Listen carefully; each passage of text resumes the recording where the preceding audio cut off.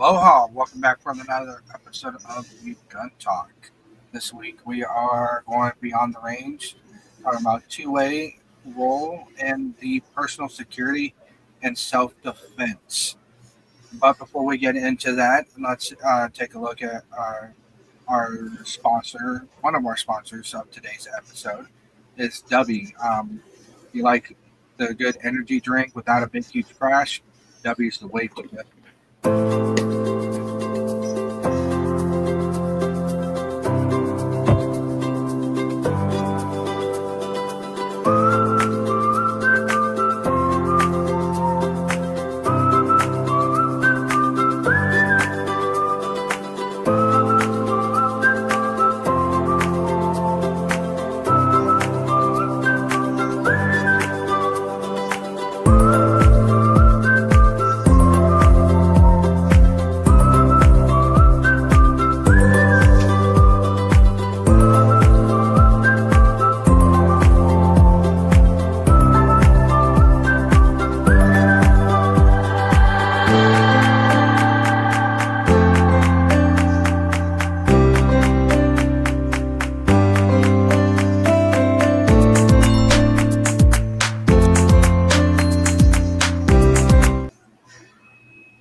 Well, I enjoy W so much, I drink it almost on a daily basis. What about you, Kenneth?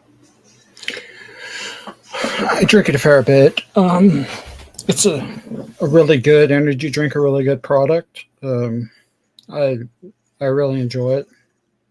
Yeah, I haven't had any crash since drinking it. It helps me function, even with very to little sleep, you know, and something I can rely on.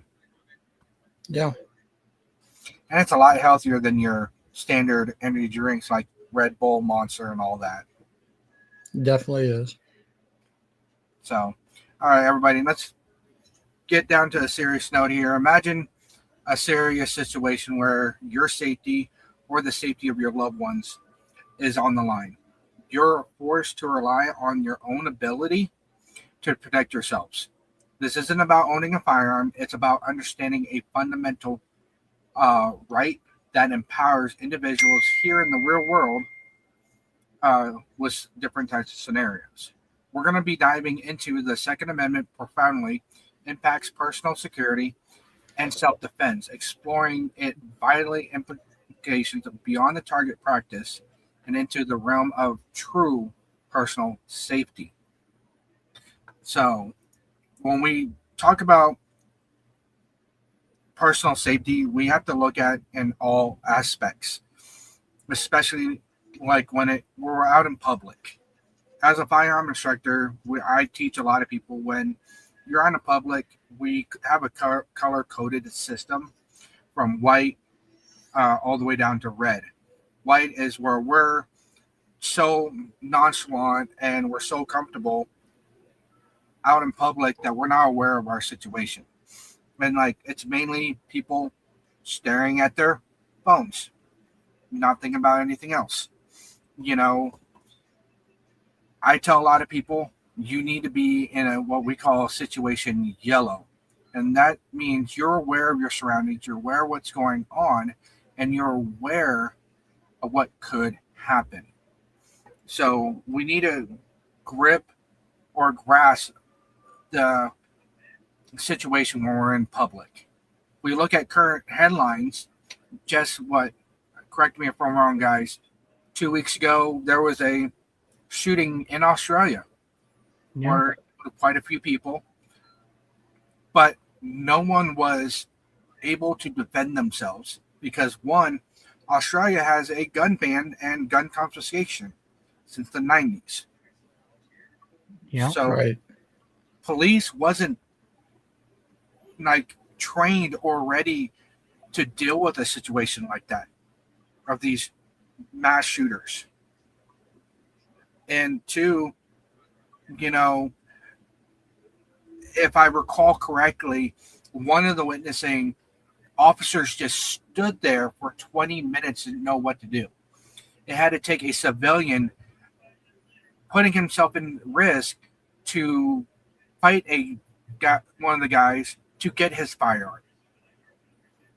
Yeah, that's unacceptable. And that's all Um, because they're still technically part of the UK, which again has very strict gun control, and it takes a lot of time and effort to get a permit to have a firearm. Oh yeah, so if we look at that, we need to grasp that situation that things are going to be happening, and let's bring it back to our home country, the U.S. Okay, there's been a lot of mass shootings, home invasions, and even school shootings. But is anybody really prepared to grasp that situation? Is anybody really prepared to know how to handle themselves when it comes in there? Instead of one, running scared, two, running for cover. We have a comment here from YouTube. Candy Cane Can says, "Can I bring up an uncomfortable topic that relates?" Yeah, you can. Sure. What is one of the topics you would like to uh, post up? I'm happy to, or we're happy to answer it. Uncomfortable topics. Absolutely. Well, while they are typing up their question, I'll continue on with, if we look at some of these home invasions here recently, most of them are coming from kids playing this TikTok challenge of doorbell ditch, but using their feet instead of ringing the doorbell. yeah, I mean that's stupid. I mean, you're causing damage to people's homes, and for what? For some kind of stupid challenge that gets you nothing except for if you get caught, you have to pay for the damages you've performed, and that's going to look bad on you and your record. Yeah, and I think, correct me if I'm wrong, guys. Out in Texas, a little boy played this little TikTok challenge and ended up getting shot because the homeowner thought he was getting broken into. Yeah. Yeah. So, as like in my generation, we all came to realize FAFO means fuck around and find out. The more you fuck around, the more you're going to find out. So, with these recent home invasions, these recent shootings, and very uncomfortable. All right, I'm gonna pause here for a second. All right, Candy Can says there's a lot of people who fantasize about being prepared and EDC to the point of the obsession about personally killing someone in these situations. Potentially. Sorry. Um, and it bears with me until I finish the whole thought. Well, you are right. There are a lot of people who fantasize about being prepared, but there's more of just having the tools and stuff to be prepared. And with the obsession part, that I think would be more of a mental health type situation. Correct me if I'm wrong, guys. Being overly obsessed about something can be a dangerous part. I And mean, Yes. I unfortunately can relate to this because for a long time, I may or may not have had people wanting to kill me, and I won't go into details, but let's just say it was a valid threat, and I got really paranoid and very uh, obsessed with it because you know there are these guys who wish me harm. But also, And he says, on one hand, we have the rational reality that one trained person can stop a mass shooting. yeah, well, for me to answer on that, I'll take on this. Um, Not one person, but it does help if someone. Let's take a look. For example of this right here is the Greenwich Mall shooting out. I think it was Indiana. I believe so. Correct me if I'm wrong. But this person, yes, he was legally allowed to carry a concealed firearm because he had a concealed carry weapons permit. And this person came out of the bathroom with an AR-15 firearm and started shooting at the place. This person stopped the shooter before he could do more harm.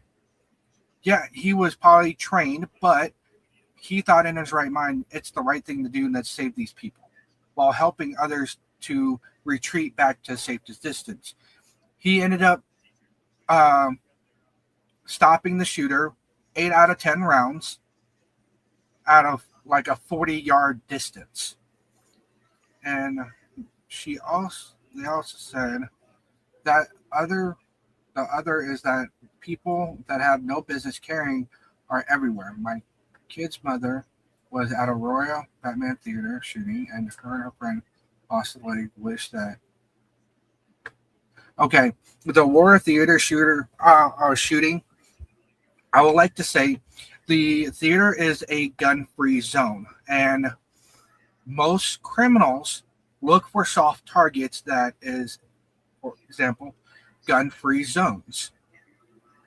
And that's where criminals know that no one's going to fire back at them. They're not going to lose their life, and they can do the most damage. Let's be realistic here in a hypothetical way. If there was someone there in that theater that had a firearm, would that shooter cause more damage than they did? You know, that's where we need to look at what would be the realistic, because me, Big Hoss, Kenan also knows gun-free zones are not working. And because there's no security and most of these places are saying gun-free zones. And short of having metal detectors and full-on TSA resources, they can't really stop someone from carrying. But again, people who obey the laws will, Follow the rules. unless they accidentally forget they're carrying their gun on them, they'll, obey the rules of the establishment. Yes. And as a firearm instructor, I instruct people when they see the sign that has a gun with the circle and cross means no guns allowed, I tell them, well, there's two things to that. One, it needs to have a state or city ordinance underneath that sign. That indicates it is a law that you will get a felony for bringing a said firearm or a said weapon to that premises. If there's no city ordinance, well, I can tell you, do not bring it, follow it, period. But it's more, if you get caught, they're going to ask you to leave. If you refuse to leave at that point, then it becomes a trespass, and then it becomes a felony. So, but Kenny also says, so let's pretend you're a highly trained guy with military SO background.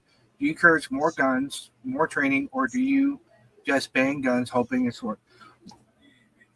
Me personally, I do not agree with banning guns, because when you ban guns, you allow the criminals to be able to create. There's more soft targets than hard targets.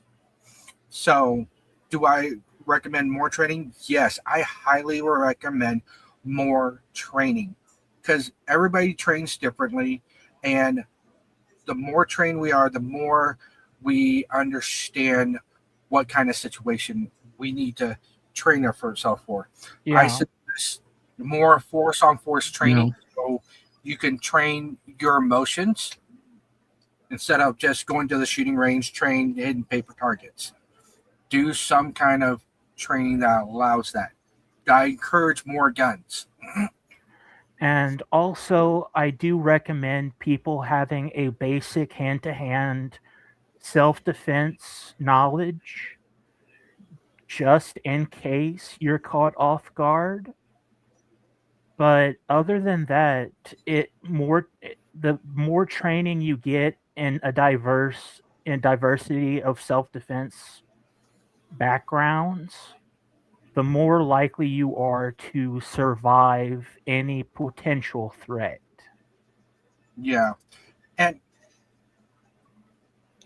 Candy, I'm not thinking you're arguing. You bring up good points, and I like how you're asking questions, because this is what the channel is meant for, to ask questions to get better clarity of things, because I'm here to educate. So where I draw that gray line is the intent of it. You know, are you a sane person? And you're a sane person because you know right from wrong.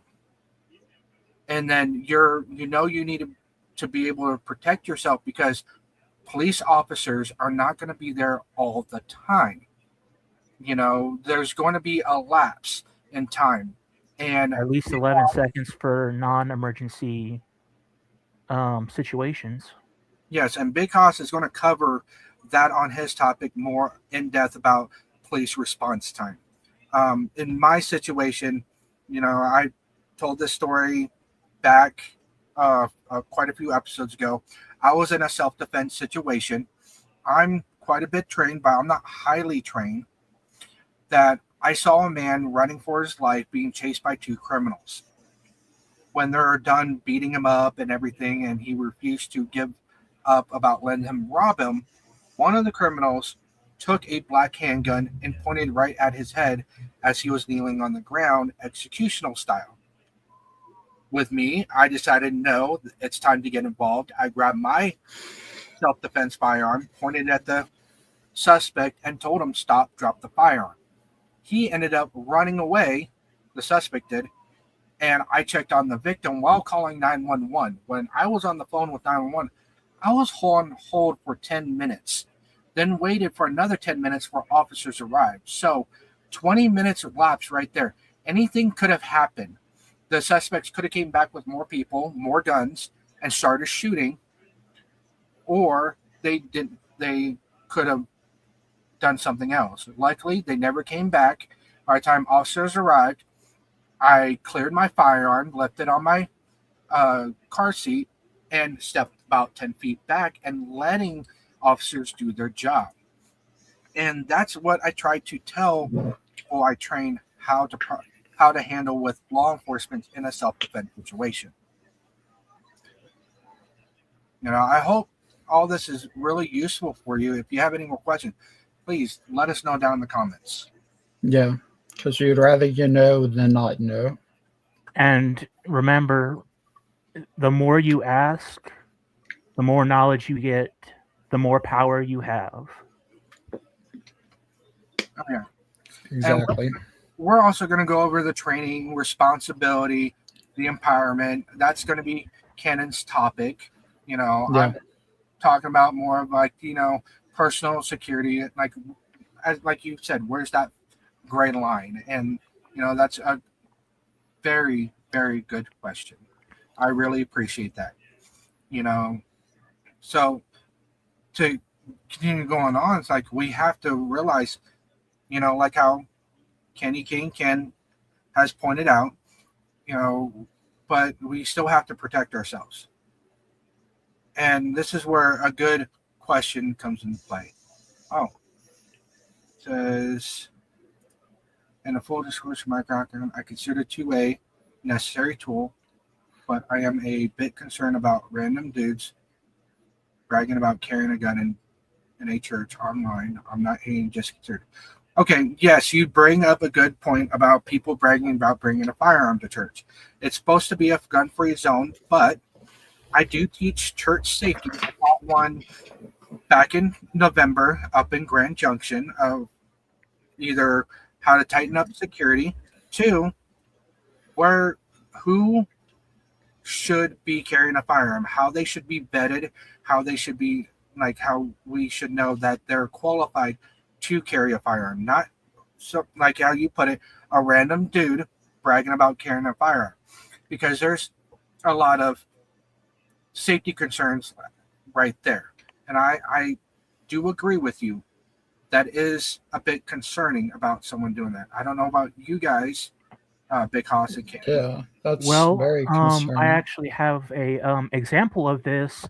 There was a few years ago a shooter who entered a church, and this guy had a light. I think it was in Texas, and he had a concealed carry permit, and he was yes not supposed to bring the gun into church, but he forgot to leave it in the car, and just so happened that this guy came into the church and started shooting. Well, he realized he had his gun on him, which was a Glock 50, the Glock 50 cal, and he put 3 bullets in him and stopped the shooting. So there are some points about people do carrying, you know, places in church, but again, yes, a person bragging they carry a gun in the church, that's showing a bit of arrogance and like really pointing out that he is not as mentally fit to carry a gun as he Exactly. should be. Yeah. Oh, If yeah. you brag about carrying a gun around and stuff like that, you're not meant to be carrying a gun around. No, and the ideal for concealed carry is no one's supposed to know you have that firearm, and that's if you see someone bragging about it, that's a big red flag, and that should be reported as quickly as possible to the right authorities. But also informing like your church, your pastor, your church security, about this person having a firearm, so it can be dealt with in a timely manner, not wait until something happens. And it's very good to have concerns like that because you're watching, you're being very attentive about your surroundings, and that's very Right. important. So kind of feel like using a gun is a very huge responsibility without going into my experience. Yes, it is a huge responsibility to carry a firearm because You're ju- not only responsible for the lives you take, you're responsible for the lives around you that might take. yes, because we can count for ourselves that one, we use hollow points for our self-defense carry, but we cannot we don't know about what the other person's carrying. They might be having FMJs, which stands for full metal jackets, or they could be using hollow points, or we don't know. And so when we draw out our firearm and getting ready to put rounds onto the target, we're responsible for every bullet that comes out of it. It doesn't matter if you are a sharpshooter or you barely passed your concealed carry permit firing test. You're still responsible for all those rounds. And those rounds can mean, okay, was it legitly self-defense, or did one of those rounds, as the shooter was turning away and no longer a threat, hit the person in the back? And that where it becomes a murder situation if the individual died. So Or there, possibly even manslaughter at least manslaughter. so it's a very fine line, and as an instructor, I try to teach all different aspects. In my last class, I said, what if you fire 2 rounds and the first one hits him in the chest, then he turns around, the second round hits him in the back? Was that considered self-defense? Well, it depends on the timing. Is the bullet what caused him to turn around, and it was the bullet already going towards target before it hit?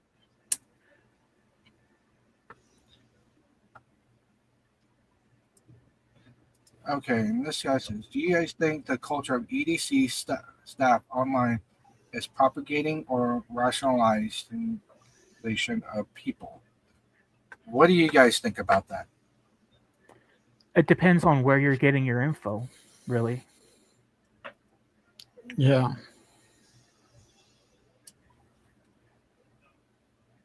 I mean, some places might oversell it. Some places might um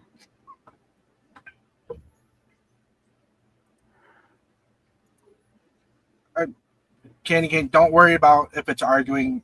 You're bringing up really good questions. We're really liking this because it shows people involved and concerned and curious and stuff like that. And with the EDC, the everyday carry, it determines on what kind of weapons.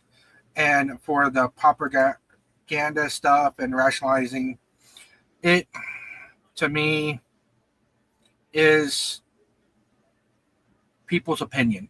Not really much, because you're going to have hatred from both sides of the aisle, of the 2A perspective. You have the pro 2A saying, hey, let us have our freedom of our firearms. Let us have our freedom to protect ourselves. And you have on the other aisle people saying, no, we need all guns away. We don't need any of that.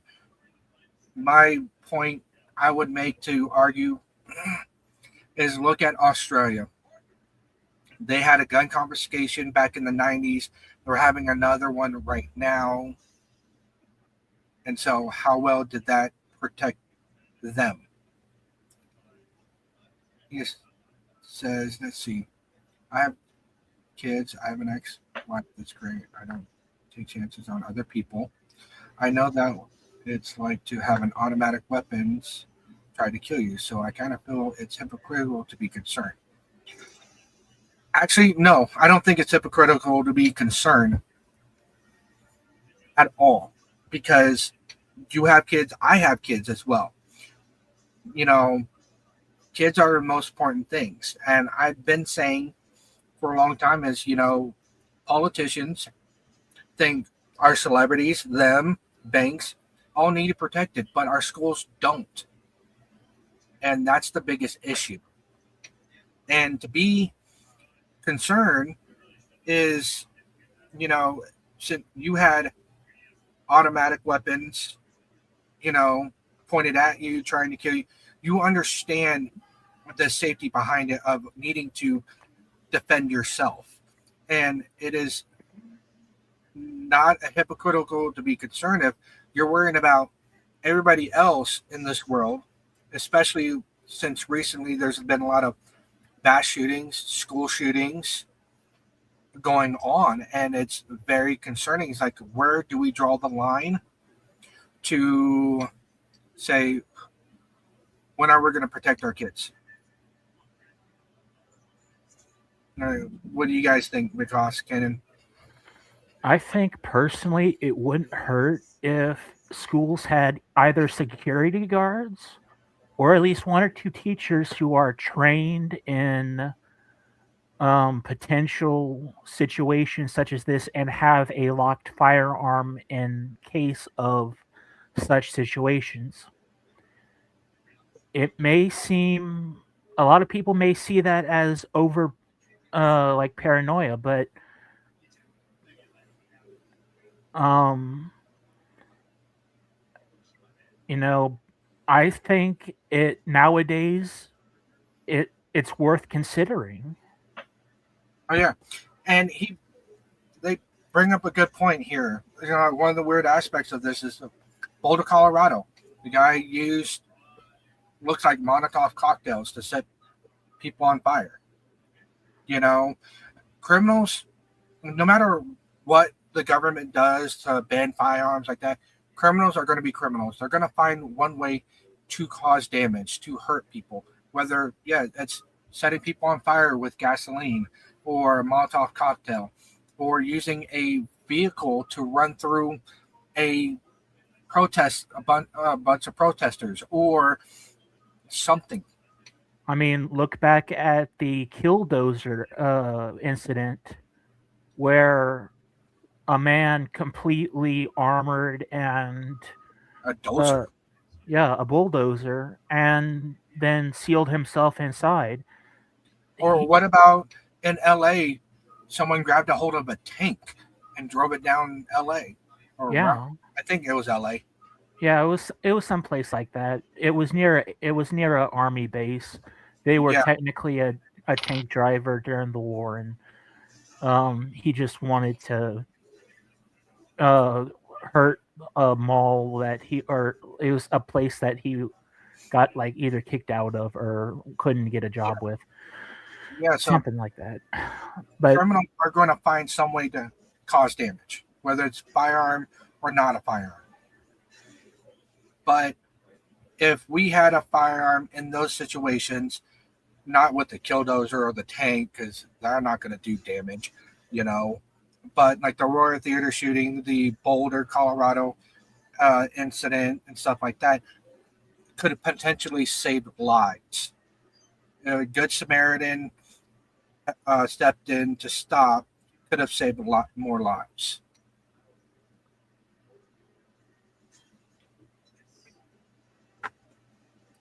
And so, and that's pretty much what we're going into is, and also the biggest question and lead up into Big Haas's topic is personal security a fundamental liberty, and how does the Second Amendment relates to that?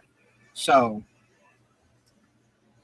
most of us already do know, but some of the people who don't really know about what the Second Amendment really says is it's a well-regulated militia being necessary to the security of a free state. The right of the people to keep and bear arms shall not be infringed. So I'll let Big Hoss take over on that one. really, this starts actually all the way back to the founding of this country, where during the American Revolution, the English were either taking, um, putting together state militias to be loyal against the founding fathers, and uh, use against them, or taking away firearms for them to use in any wartime situation. And this left people defenseless, as well as leading to a great many tragedies of people actually getting killed because they either didn't have their gun and people knew it, so that people came in and took their stuff and killed them, or they are being forced into militias and dying on the front lines. So that's where it started. And a lot of people died because if you didn't uh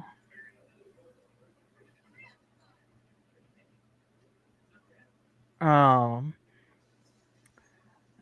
people who ended up either getting drafted or didn't give up their firearms, they sometimes killed them because they didn't give up their firearms, and they were sawn as committing treason. So this is where it started. That's where we have the base amendment.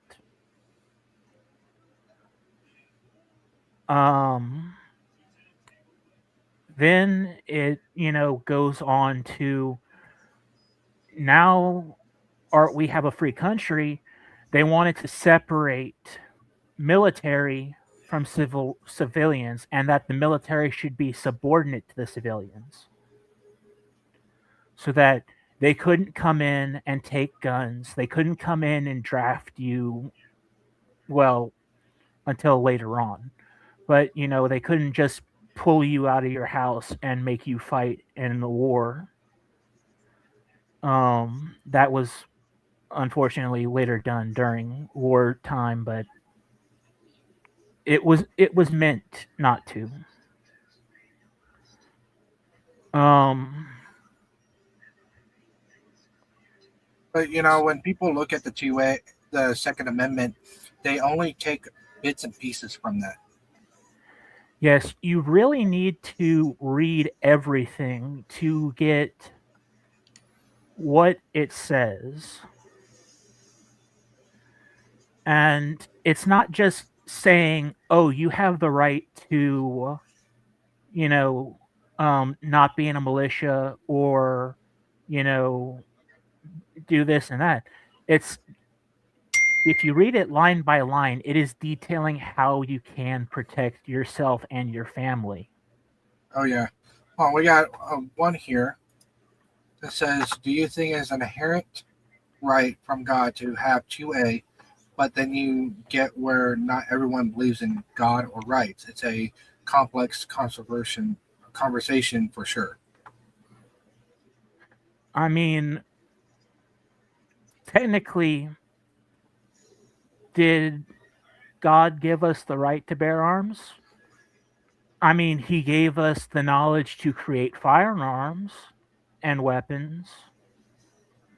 So why not, you know, have us use it? So is it God given right? That's not my place to say. But Is I it a can't, right to have? Yes. yes, it is a right to have. Because to let people know, you know, the Second Amendment is the only one that says shall not be infringed. That means we can't really make any laws to go against our Second Amendment right, but it's really much in a place. If we have no Second Amendment, we have no first. We have no first, we have no third, fourth, fifth, none of the amendments. We start taking away one amendment, we lose all the others. The Second Amendment protects all the other amendments. Yeah, and you got to take into account that, you know, if you're not able to defend yourself and you look at places like England and the UK that don't have these rights in place, there's much more violence with other things because once again, it comes around to what criminals can get a hold of and what they're willing to use. You can't just stop a person from using a gun and everything's all right. They find ways around it. It's all about intent. Oh, yeah. And so, Big Hots, what do you feel is the personal vulnerability for this year before we end the year has been? Um, well, right now, New Year's, people are going to be drinking. They're going to be doing stupid stuff. And if a person gets enough alcohol, they'll pretty much do anything they want to. If it includes there's trying to rob or just shoot a guy for fun, that it doesn't matter. It's about what is impairing them. Alcohol can impair a person's judgment. Oh, yeah. And we have another question here. Do you guys think there's a line where some civilian or citizens shouldn't have a gun? Yes, I believe some people should not have a firearm. But I again, it also comes back to mental health. Yes, that's what I was going to say. Is I mainly think people with mental health problems should not have firearms because of a few reasons. Maybe your medication is not stable enough for you to allow to have a firearm, and two, maybe you're not treating it, and so there's a big, huge ordeal with especially a lot of these shootings that have been happening, people pass background checks. People, you know, the government says, "Oh yeah, you can have a firearm," but then go on a shooting spree. Those are the people who are not stable, and those are the kind of, I think, should not have firearms. If you're And willing to shoot up a school with a bunch of kids, little kids, there's something wrong with you. and I mean, If people around you believe that you should not have a gun, you should not have a gun. What we're and seeing else? there are some cases of people having mental illness, but they're treating it. They're in a good place, and they know right from wrong. Like me, I have mental issues like OCD and stuff like that, but you don't see me wanting to go do this horrible things. In fact, the opposite. I want to stop them. And it all depends on getting help. I have plenty of help. I am treating what's wrong with me. There are people out there who are not seeking help, who are not getting the help they need, and they are having these thoughts. Oh Who are yeah, living that taxi driver kind of life where they think everything's all right and they think this and that, but it's not.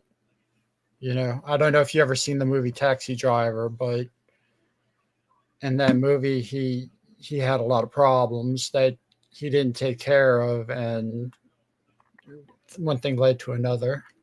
oh, yeah. So we're gonna take a little break here. Take a look at our second sponsor, and then we'll be coming right back to you guys.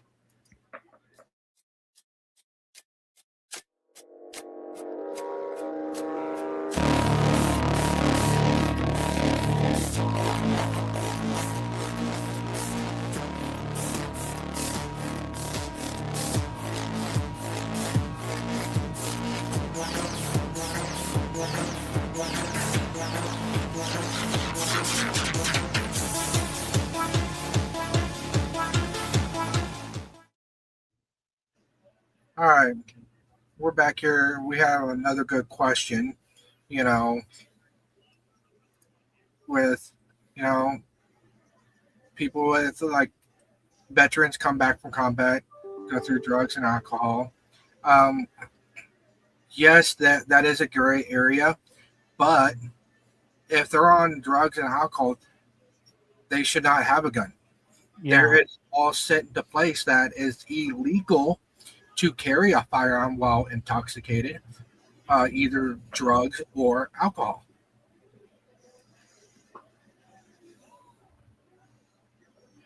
Um, so there's laws in place that says you can't do that, and Yeah. Even down here in the looser gun laws, it is illegal to carry while intoxicated in any way. I'm going to say the fifth deployment went off the rails, and the VA drugs made them worse. Yeah, there are quite a bit of drugs, pharmaceutical drugs, or even street drugs that can make any kind of situation worse.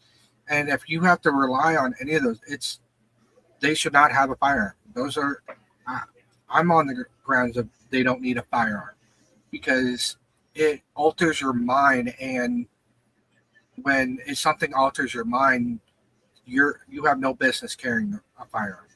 Yeah, that's where uh, you should have at least a psychiatrist, not a psychologist, a psychiatrist, be contacted and say, is this person, if this person is seeking help, how is the help working?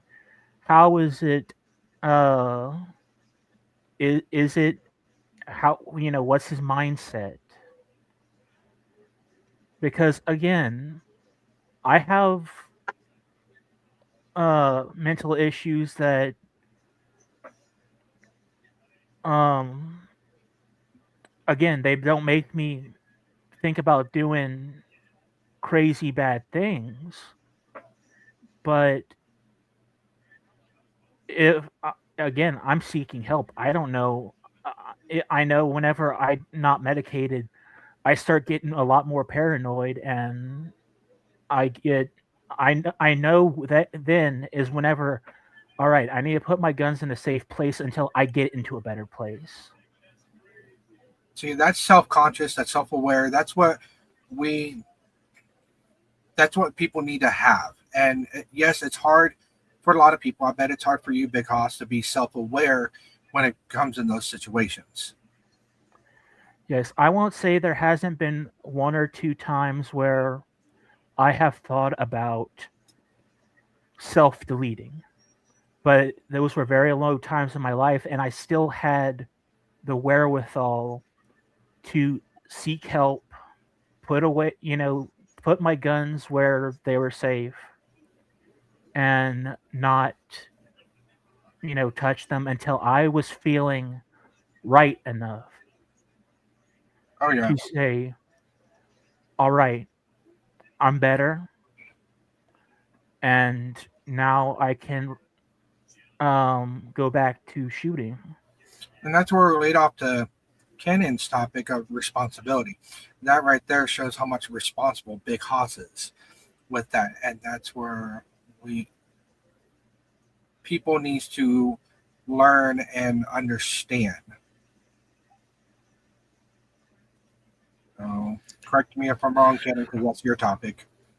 Yes. I'm going to kind of go out of order here because we kind of covered a lot of stuff already pertaining to my topic. But yeah, responsibilities can go from psychological to experience. Um, like Big Hoss said, and like I know, knowing when to be around weaponry and when not to be around weaponry is very important. Knowing if you should own weaponry is very important. Um,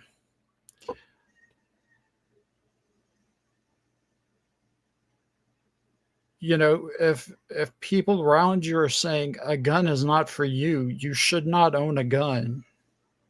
If people are worried uh, that you shouldn't own a gun, you shouldn't own a gun. Um, but a lot of people won't come forward with that. I believe people as a whole need to watch over their relatives more closely. And if there's warning signs and they see them start going around gun shops or searching guns online and stuff like that, it's they need to call the necessary people to get them help. Oh, Uh, oh yeah, if I mind me chiming in. You know, yeah, we touched on this kind of situation a few episodes back. There's red flags that everyone can see, and whether or not it's simple text messages or even simple context of certain conversations, you know, and just how Kane can said a lot of people won't even admit to themselves, let alone anyone else. Well, there is certain signs that we can spot if we're looking closely that they give out that there's something wrong with them. And that is very sad. A 7 out of 12 in a platoon did that. My hearts go out to them. They should have been through that. They should have had someone giving them help. And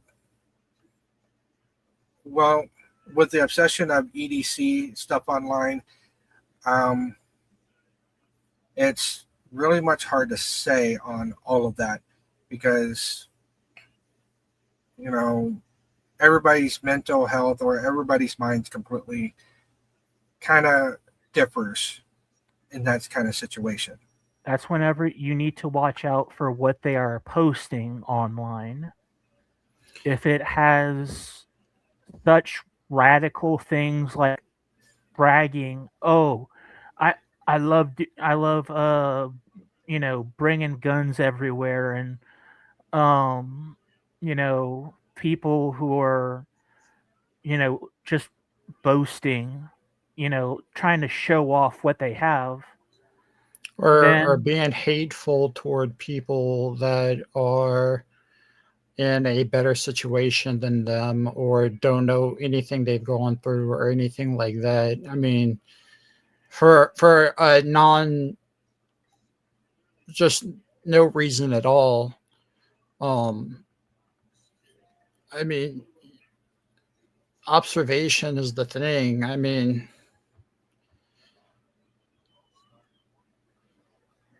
it's like we need to start caring for our fellow man a bit better than we are right now. I mean, I know uh, families of the troops that are coming back don't know what their ones have been through, their loved ones have been through, and they just think it gets complicated. that's whenever you need to seek help from people who are like you, Yeah, fellow veterans, and people who have been through what you have been through. exactly. It's good to Um, have a good support network. yeah, uh, that's one of those things where the human beings need to be looking out for human beings. Your family needs to be looking out for you. They can get a support system going for you with people who have been in the same situation you were in, who made it through because their families had either family members who were in the military or they found someone who had been through it, because there's always someone who's been through what you've been through. It, Um, I'll have to say it's like the same thing for AA meetings, NA meetings. You have that sponsor, you have that person you can lean for help if you're feeling you're bearing off the edge. So that kind of support. It's good to have that. That's also where I think schools should have anti-bullying groups, where if one kid's being bullied and is starting to slip, he should be around other kids who have been bullied and they have gotten better or something, Just a support group system such as that could be valuable in cases of preventing school shootings or Oh, suicides. oh yeah, and yes, there's been a lot of suicides. We're probably maybe within the top five of countries with a high suicide rate. But, you know, there's so much more that not everyone's trying to combat or to target the actual main motive. Everybody, or the politicians, the all these other groups are tackling the tool, not the problem, and that's the biggest thing. I've been hollering out myself as a firearm instructor, two-way supporter, gunsmith, a father. We need to combat the problem, not the tool, because anything can be used to hurt someone. And, the two-way gives us a right, to have firearms. Also gives us personal protection because, as I've been hollering before, police officers are not going to be there all the time, you know, and we have to have something that is an equalizer for us in a self-defense situation, because not everybody's that 6 foot tall guy, really big buff that can take down anybody. We might have that mental attitude, but we're not all that. yeah, and it's like I said a few episodes back. Human beings have been killing each other since the beginning of time. If you take away a weapon, we're just going to find a weapon to replace it, and it's going to be a worse weapon than the one that we take away. For example, I was technically homebound, but I was zoned for a school. Well, during my time zoned in that school, one girl got mad at another girl and literally stabbed her with a shoe that she had for like prom or something, a pair of high heels. Where did she stab her? In the shoulder. Fortunately, it was Ow. unfortunately yeah, fortunately it missed any vital points, but still it If there nobody were would have caught her, ambulances. there could have Yeah, been more damage. yeah. It was still enough to, you know, send her to a hospital. Yeah. See, anybody wants to hurt someone, they're gonna find something to hurt someone with. A high heel shoe. Never really realized that could be a weapon. But yeah, Yeah. I learned Yep. something new. And I think it was over a guy that they turned out they both, made love to and thought they were dating. What? Yeah.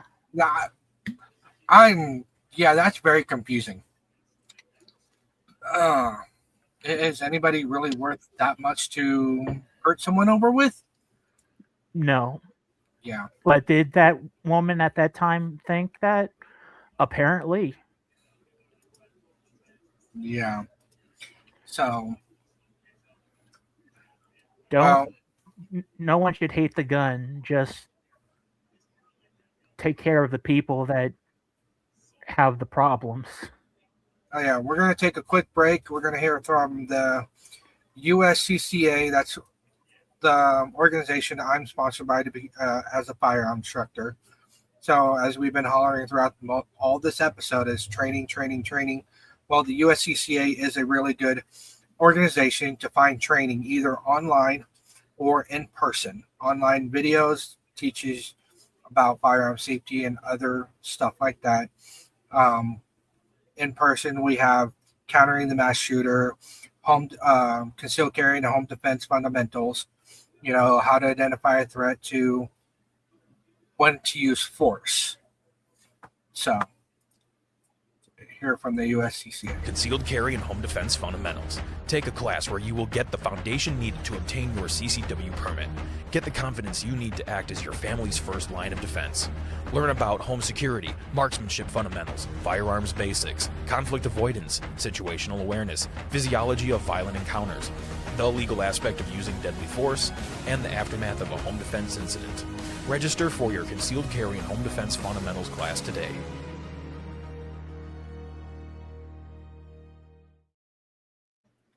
All right. It's a really good organization to go through for training. And I suggest training for everyone. It's a big thing. So we covered on a lot of topics today, especially answering really good pointed questions from Candy Cane Can. He brought really good stuff up. We covered personal security, historical content, pretty much individuals' rights to defense, training, responsibility, and empowerment. Any other final words, you guys, before we end the episode? I personally want to thank Candy Cane Can for bringing Yeah, I up do as well. and asking these questions, because that is what we want to do. We want to help, answer questions of the viewers. We're not just here to ramble on about subjects. We want people to learn from these subjects. Oh, yeah. The more questions you ask, the more we get to engage with you guys, the viewers, and give you guys good educational tools to have. Because, you won't know or won't learn just by just continuing watching and listening to us ramble, really. I mean, will you get information? Yes, but it's not as what the information you will need, not necessarily unless you ask. Oh, yeah. Yeah. So, all you guys who watched us today, thank you, especially to Candy Cane Can. Like, subscribe, share. More followers we have, the more questions we can answer, the more stuff we can put out. Okay.